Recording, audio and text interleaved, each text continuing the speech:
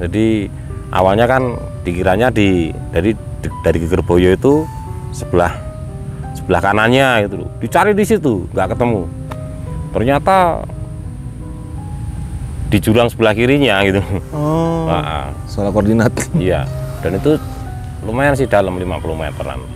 50 meter. Iya. Dengan posisi dia nyangkut di pohon. Nyangkut.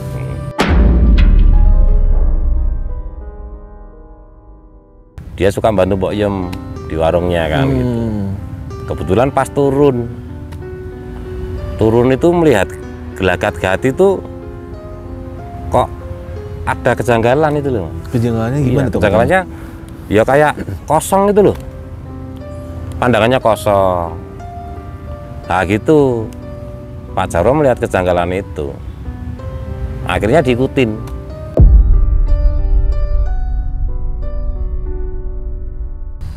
Tapi ada salah satu pendaki Jogja itu yang melihat. Tapi yang lain nggak melihat. Cuma tak tanyain tuh satu tuh. Yang taunya tuh saat Gati kesini gitu ada yang nungguin. Jadi kayak taunya kayak kakek pakai caping gitu. Itu cuma satu. Ada yang nungguin Gati gitu. Nah.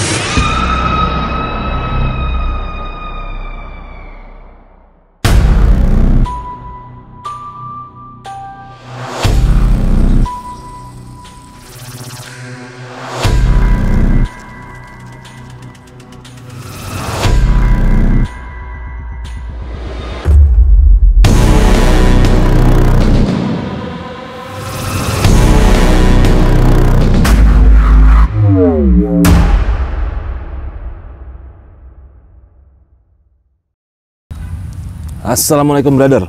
Ketemu lagi masih di channel Jelajah Malam. Seperti biasa, kita sedang berada di salah satu gunung, tepatnya di perbatasan Jawa Tengah dan Jawa Timur. Kali ini gue mau membahas sebuah kisah yang nggak biasa, karena dimana ada seorang perempuan yang pamit dari rumahnya, akan tetapi nggak pulang dan ditemukan meninggal di puncak gunung. Ini sangat nggak normal karena latar belakang perempuan ini bukanlah seorang pendaki. Mau tahu seperti apa ceritanya? Kali ini gue lagi didampingi oleh seorang ranger senior dari anak Gunung Lawu, tepatnya jalur Cemoro Kandang. Beliau sudah malam melintang dari tahun 90-an, jadi banyak sekali kisah dan pengalaman yang beliau punya. Dan ini salah satunya yang ingin diceritakan. Langsung aja gue perkenalkan dengan Mas Budi. Apa kabar Mas Budi? Kabar baik. Sehat Mas ya? Alhamdulillah, terima kasih Mas Budi, kita udah diterima di base camp Cemoro Kandang nih. Siap. Udah nginep berhari-hari nyusahin. Mas Budi, ini kalau boleh tahu, Mas Budi udah dari tahun 90-an ya? Iya. Sudah banyak sekali kasus ya, mungkin Mas Budi sampai lupa kali ya mungkin ya. Iya, seperti itulah.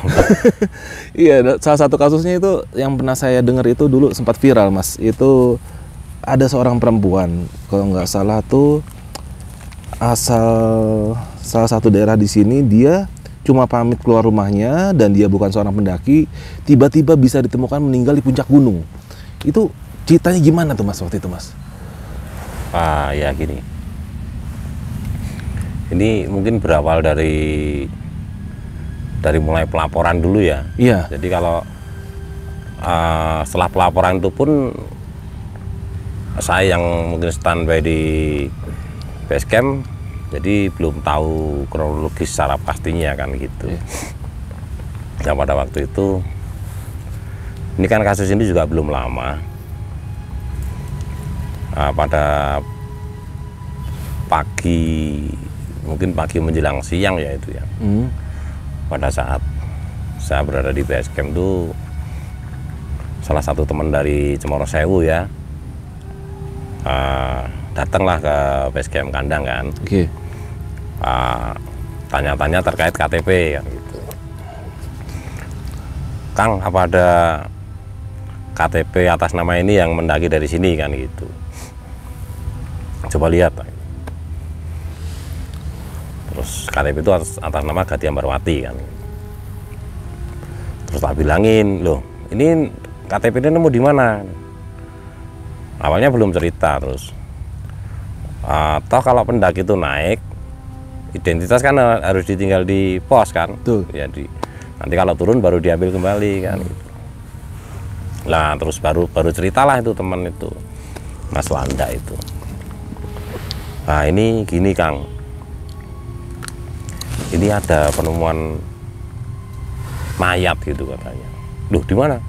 Di Gegerboyo kan gitu. Nah terus cerita. Nah ini ada dugaan mungkin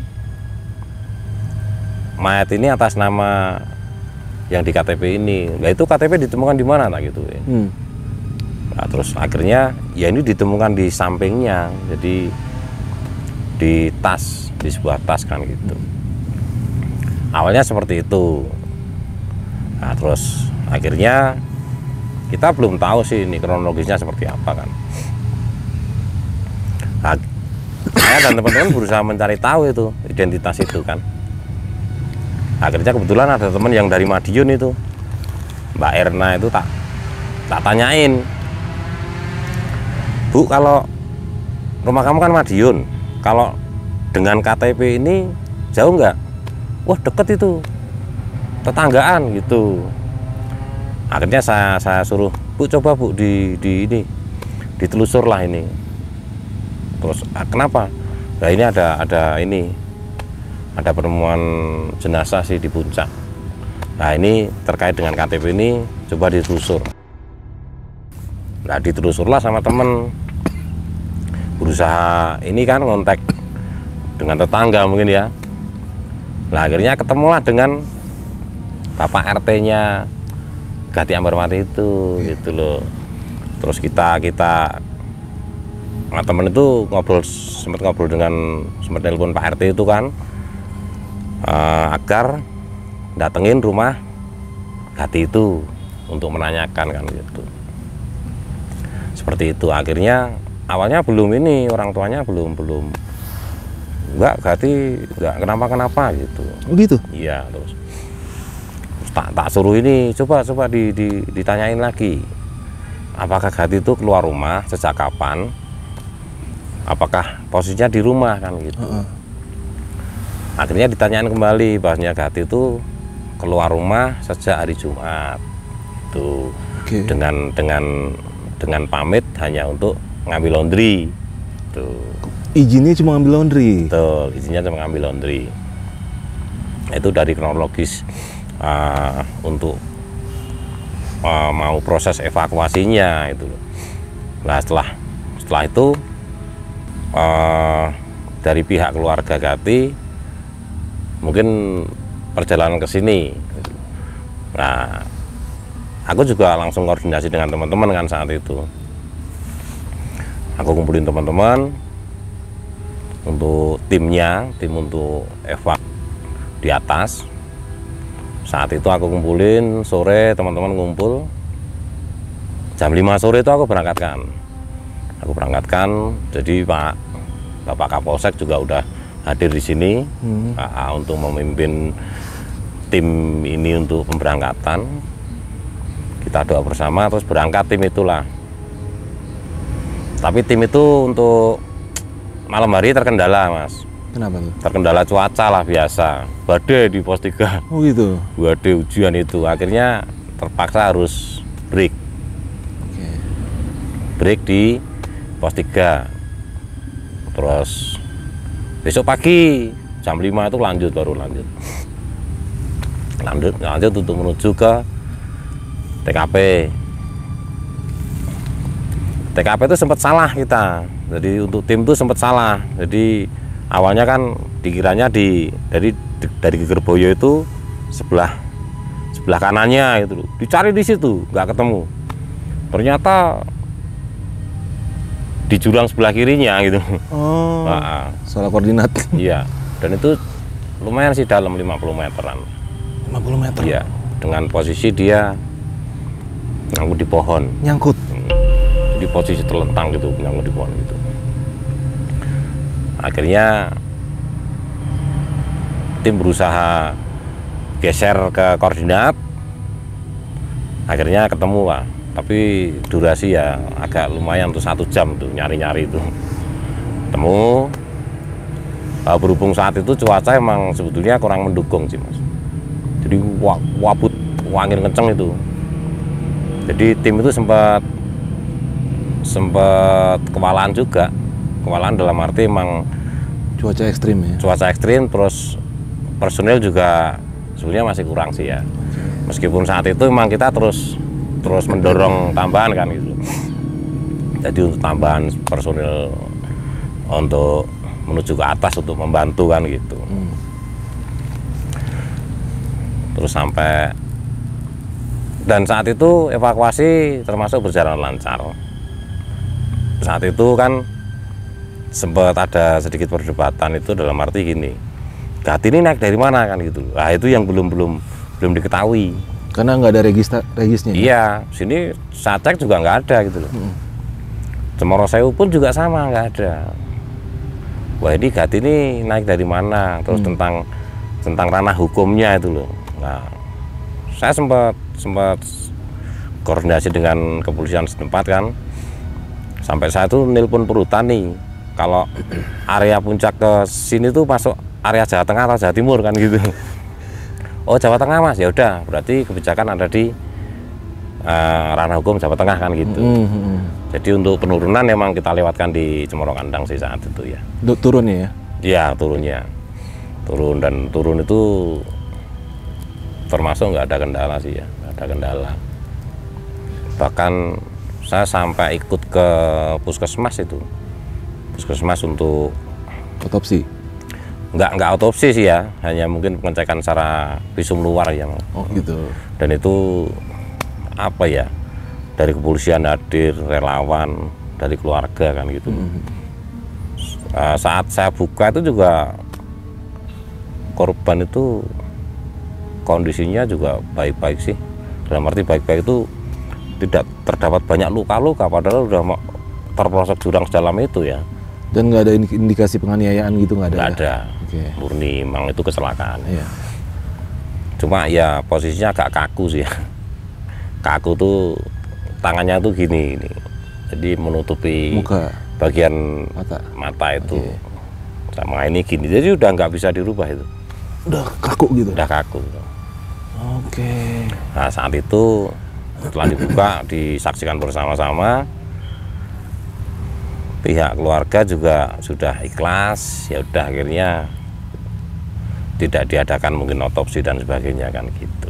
Karena dianggap kecelakaan murni ya? Ya.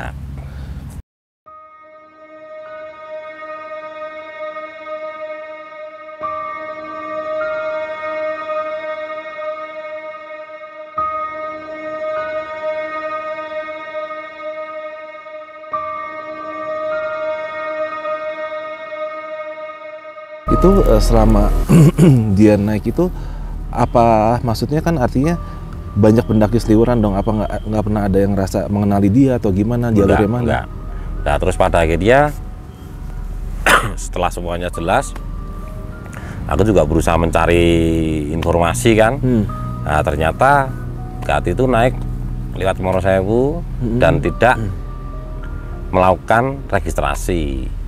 Tuh. Taunya itu dari mana ya? Taunya itu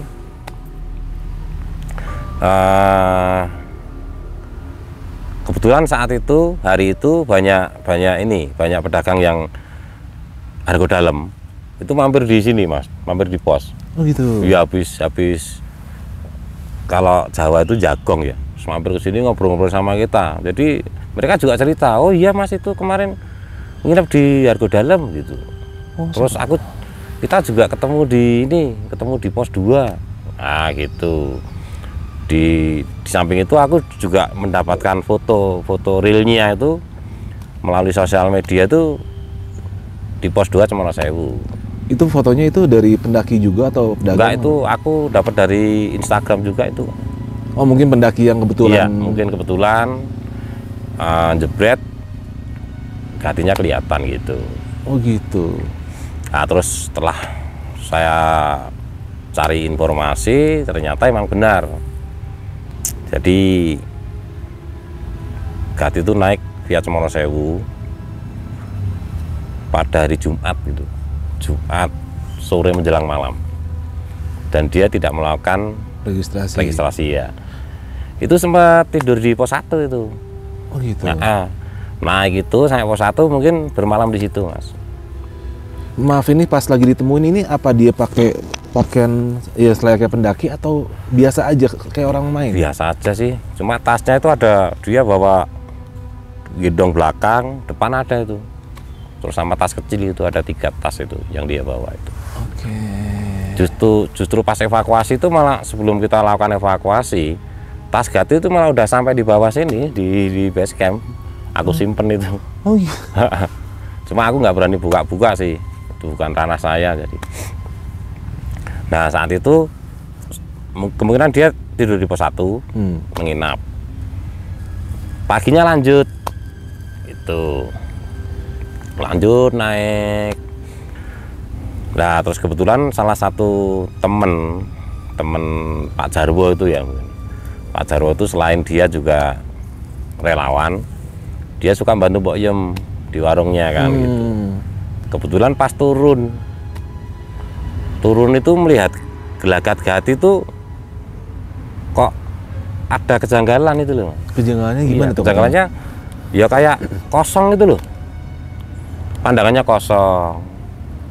Nah gitu Pak Jarwo melihat kejanggalan itu, akhirnya diikutin gitu.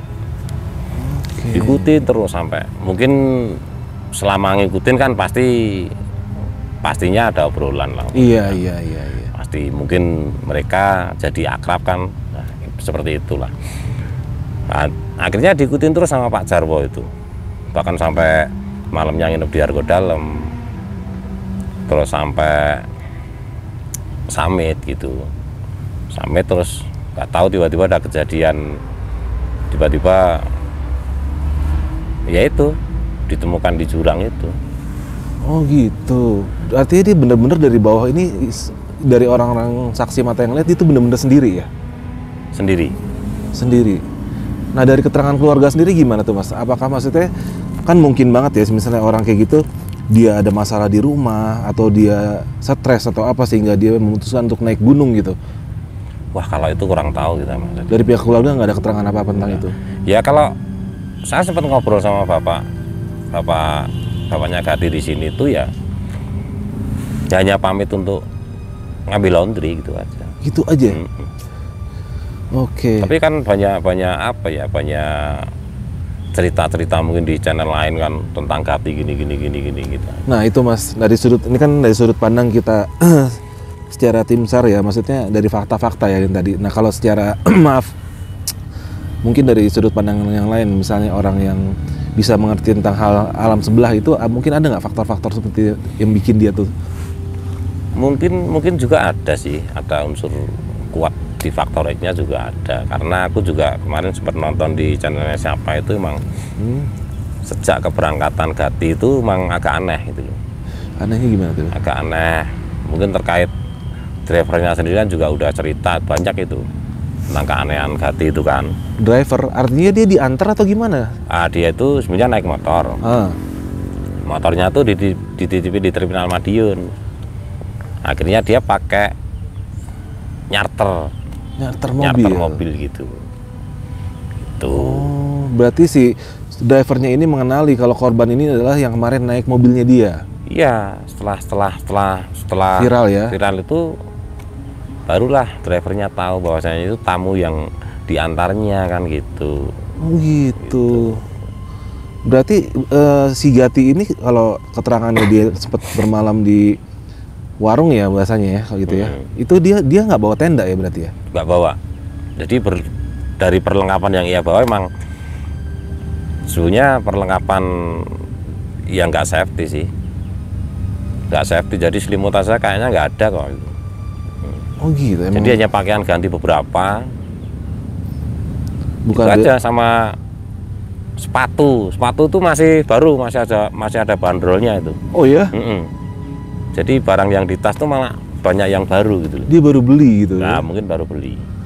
Oh gitu. Jadi keberangkatan diantar driver itu kan dari Madiun untuk menuju Cemorosewu itu kan sudah banyak keanehan gitu loh.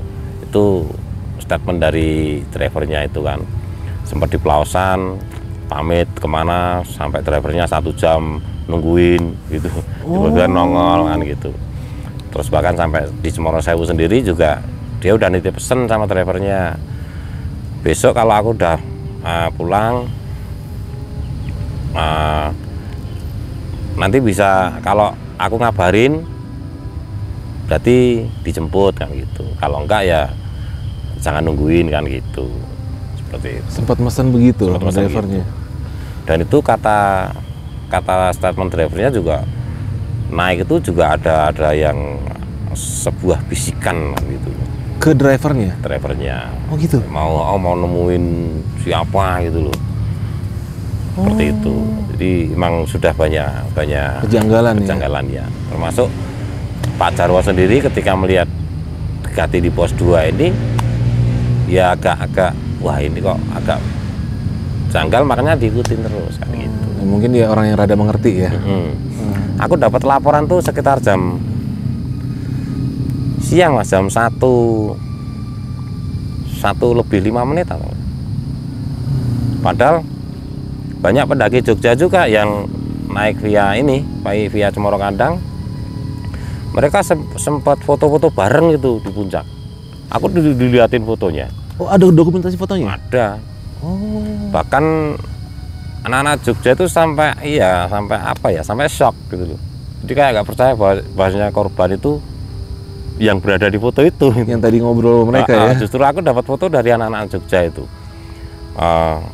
Tanya sih, Mas, ada apa kok tadi banyak tim SAR naik? Nah, ini ada korban yang meninggal, Mas, jatuh ke jurang kan gitu. Nah, anak-anak Jogja tuh buka HP, ngeliatin foto-fotonya ke aku. Apa mungkin di foto kita ada Mas gitu? Ditunjukin gitu. Ternyata Gati itu di situ. Ada di situ. Jadi cuma di dalam foto itu memang apa ya? Tatapannya kosong sih. Kosong. Dia hanya diem di situ. Mas Budi masih nyimpan fotonya? Masih. Boleh ya nanti minta ya. Oh gitu. Jadi dan itu anak-anak Jogja itu sempat tak ajak ngobrol kan lama juga itu. Jadi jam berapa kalian sampai puncak nah gitu. Kita sampai puncak tuh start jam 11 Mas gitu. Jam 11 mbaknya itu udah ada di situ. Pokoknya mbaknya itu udah di sekitaran puncak itu. Udah duluan. Ya kurang tahu, mereka juga kurang ngeh ya. Tapi ada salah satu pendaki Jogja itu yang melihat. Tapi yang lain nggak melihat. Cuma tak tanyain tuh satu tuh. Yang taunya tuh saat Gati kesini gitu ada yang nungguin. Jadi kayak taunya kayak kakek-kakek pakai caping gitu. Itu cuma satu. Ada yang nungguin Gati gitu. Nah,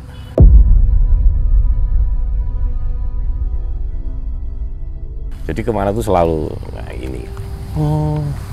Dan itu tentang estimasinya tuh tak tanya jam 11. Iya Mas, bahkan lah ini loh foto-fotonya kan gitu loh. Kita foto mbaknya ini tetap duduk di sini kan gitu. Terus pada kalian turun jam berapa akhirnya kan? Jam 12 Mas kita turun. Lah pada jam 12 kalian turun itu Mbak Gati ini posisinya masih di situ atau udah turun? Masih di situ. Jadi jam 12 anak Jogja itu turun, Gati itu masih posisinya masih duduk di situ ya. Sendirian. Oh, udah aneh. Terus tiba-tiba aku jam 1 lebih 5 menit dapat info itu. Gitu. Artinya dari dia duduk itu kemungkinan dia sambil merenung nggak lama kemudian kejadian ya. Iya. Dan apa ya, orang-orang warung Sendang Derajat Argo Dalam itu juga banyak yang cerita sih, emang agak aneh gitu. Oh, mereka juga memperhatikan ya? Iya, gerak-geriknya tuh aneh gitu. Bahkan kadang teriak-teriak gitu. Oh. Iya, itu teman-teman yang di warung atas tuh Ya kan makanya sempat mampir ke sini habis hajatan tuh mampir. Ya cerita. Oh, itu yang tadi malam itu emang agak aneh Mas gitu. Kayak orang bingung gitu. Sempat teriak-teriak berarti. Iya. Nggak tahu kalau apa yang Gati alami kan. Iya. Ya kita nggak tahu. Mungkin ada sedikit beban mental di dia gitu kelihatannya sampai Ya. dia teriak-teriak gitu. Oh gitu. Oh berarti emang ya maksudnya ada berbagai kemungkinan ya. Memang ada yang kemungkinan dia memang ya maaf ya mungkin niat mengakhiri hidup juga mungkin juga ya, kita nggak tahu, namanya dia sendirian nggak ada Ya perlakuan mungkin gitu. sangat mungkin ya. Sangat mungkin juga.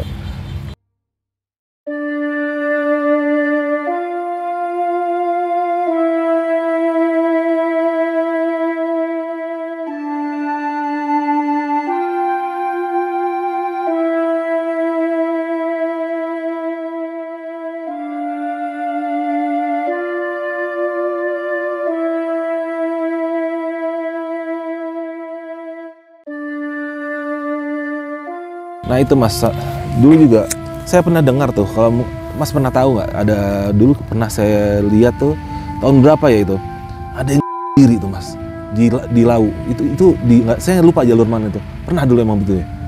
Pernah beberapa kali Beberapa kali. Kalau aku ya dua atau 3 kali itu.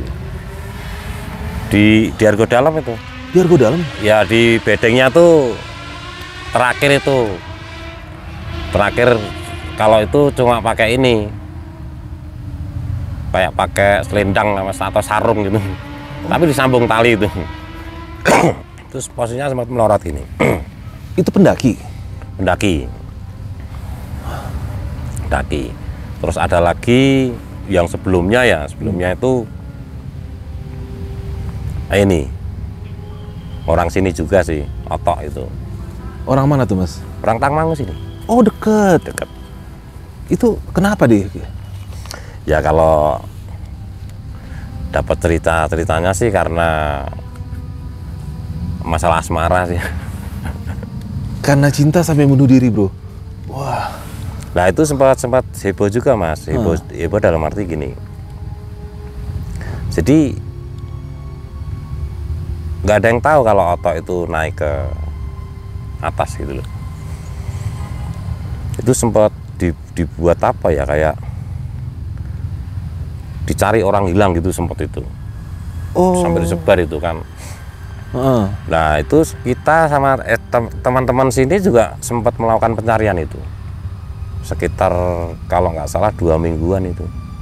Ke atas? Ke atas. Oh gitu? Iya. Tapi memang saat itu kondisi cuaca emang nggak memungkinkan. Jadi badai kenceng itu. Sempat beberapa kali teman-teman tuh melihat pada malam hari ya. Melihat senter nyala gitu. Tapi begitu dikejar langsung mati gitu. Menghilang gitu loh. Nah karena Otok itu juga mungkin sudah punya niat yang iya emang. Terus akhirnya 2 minggu kita cari betul-betul nggak ketemu, akhirnya udah berhenti. Pencarian berhenti stop. Terus pada akhirnya selang berapa minggu ya itu ya. Itu ketemu di daerah sana, jauh itu Selo Pundutan. Jauh dari jalur sini? Iya keluar jalur jauh. Ya? Dari Argo Dalam maksudnya. Oh, oke. Dari Argo Dalam mengarah ke timur utara gitu. Selo Pundutan jauh lah. Jadi posisi dia ganti itu di Pohon Cemara besar itu. Itu depannya udah jurang itu. Iya itu ditemukan oleh pencari jamu saat itu. 2 orang pencari jamu. Nah itu pas jalan gitu. Yang nyari jamu kan laki-laki sama perempuan itu. Ya udah setengah baya sih ya. Terus begitu melihat itu langsung yang satu ada yang pingsan itu. Akhirnya terpencil itu berarti? Iya jauh itu Mas. Terus akhirnya mungkin turun untuk melaporkan itu. Akhirnya teman-teman naik untuk evakuasi gitu. Evakuasi pun harus berhati-hati karena salah sedikit masuk jurang itu jatuhnya. Oh, jadi udah di pinggiran jurang gitu ya? Iya, pohon cemoronya udah di pinggir jurang. Dan posisi gantungnya juga cuma pakai tali tas itu loh. Tali tas doang? Tali tas ya. Di tas itu kan ada webbingnya kan. Betul, Ya betul. itu tali webbing itu. Itu dari total perkiraan dia kematian itu sudah berapa lama? Kondisinya seperti apa saat itu? Saat itu mungkin kisaran sebulan lah mas. Itu matanya udah lepas gini kok. Oh, udah rusak ya? Iya, udah rusak. Yang jelas salah satu matanya udah copot. Itu teman-teman sini yang evakuasi kita pilih yang ahli di bidangnya lah gitu. Ahli dalam hal vertikal, vertikal rescue ya. Almarhum temanku Mas Pluto. Oh, sudah meninggal juga? Sudah meninggal. Artinya memang si korban ini memang tidak ingin ditemukan lah sepertinya ya? Betul, jadi dia selalu menghindari tim pencari. Gitu. Itu ya, gara-gara cinta doang kayaknya. Iya. Indikasi dari orang terdekatnya gitu ya? Cinta itu memang luar biasa. Kalau yang nggak bisa menerima ya berakibat seperti itu. Dan niat ya dia tuh buat bunuh diri tuh naik gunung dulu ya untuk wah gila itu bro. Mungkin larinya ya ke apa ya, kayak depresi juga depresi sih. iya. Basicnya apa sih dia di sana itu, dia apa gimana? Atau tuh malah yang punya bengkel di Tangmangu situ. Oh, ibaratnya ya tergolong orang mapan lah ya. Ya, pada akhirnya motornya juga ketemu diparkir di rumah warga gitu. Oh, makanya dicarinya susah kan, Susah, nggak ya. ada di base camp. Berarti semua sudah diperhitungkan oleh dia ya. Betul, Mas. Luar biasa. Ya itulah bro, salah satu sekelumit kisah ya yang mungkin hal-hal yang nggak umum yang ternyata bisa kejadian di gunung ya. Gila nih, ada yang bisa sampai gantung diri, dan itu nggak cuma satu ya, sampai 3 orang ya mas. Ya. Yang satu lagi itu gimana tuh, singkat mas dulu? Itu kalau itu kurang tahu ya identitasnya daerah mana, yang jelas saat itu jadi di Argo Dalemnya mas. Argo Dalem itu kan di depannya tuh ada rumah-rumah bedeng itu, rumah seng itu. Itu yang paling bawah itu. Paling bawah. Paling bawah. Jadi posisinya itu apa ya? Jadi sebenarnya udah menyentuh tanah ini sih. Mungkin berhubung kan kayunya kan miring gini kan. Mungkin dia diikat di atas tapi melorot gini. Jadi posisinya itu terakhir kita ambil tuh gini nih loh. Dengkulnya nekuk gini nih. Nekuk. Oh, udah sampai tanah dasar? Iya, udah gini. Jadi udah dengkulnya tuh nekuk. Iya. Lututnya tuh hampir nyentuh tanah gitu. Artinya mungkin saat prosesi itu sambil dia sambil meninggal saya melorot ya? Iya, mungkin karena mungkin agak berontak juga kan bisa kan. Iya, kejang-kejang iya. Akhirnya merosot gitu. Itu teman-teman juga yang nurunin itu. Oh gitu. Dan itu semua korban laki-laki? Itu laki-laki itu, yang gantung itu laki-laki. Wah. Banyak sih kalau khususnya Suro itu di Argo Dalem itu kita sering dapat laporan. Ya di bedeng itu kadang entah mungkin mereka melakukan apa ya. Biasalah kalau dilakukan kalau bulan Suro kan selalu ramai kan itu. Pendaki ritual. Iya, pendaki ritual. Itu kadang mereka apa ya, mungkin sampai 1 minggu, 2 minggu, bahkan 1 bulan gitu loh. Sering. Sebelum itu juga orang sini, Matese itu juga ditemukan udah meninggal di bedeng itu.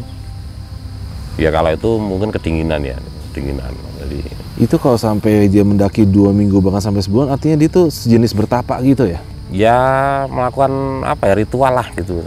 Lakon lah ya? Nggak ya, ngelakoni kalau orang Jawa bilang. Mau ngelakoni kan gitu. Dan itu juga banyak korban dari mungkin bukan bunuh diri ya, artinya mereka persiapannya ya, alatnya kurang, cuaca ekstrim, nggak bisa bertahan. Secara perlengkapan memang kurang safety sih. Oh gitu. Oke deh mas, ini alhamdulillah ya udah dapat beberapa kisah nih dari Mas Budi. Aduh, Mas Budi, ini berarti tahun ini nih kalau boleh tahu 2024 ini? Apa sudah ada korban jiwa lagi di Gunung Lawu? Sudah sih, mungkin nggak begitu terekspos jadi. Oh ya? Ya. Gimana tuh, di mana tuh Mas? Kadang banyak ada kejadian itu juga nggak terekspos gitu. Iya juga sering. Nggak selalu terendus media ya? Iya.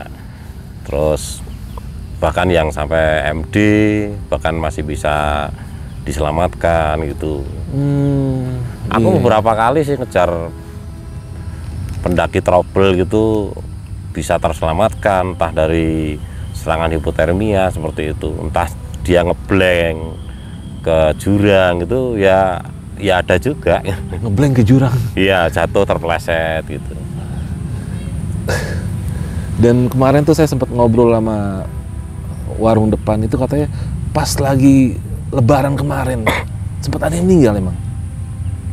Iya, tapi cuma belum jauh sih, baru beberapa ratus meter dari base camp itu. Cuma itu punya riwayat jantung sih. Oh, berarti dia kena penyakit bawaan ya? Ya, Oh, ada gitu. penyakit bawaan, terus mungkin kurang persiapan, mungkin ketika start juga kurang melakukan persiapan stretching atau gimana gitu, pemanasan gitu. Iya.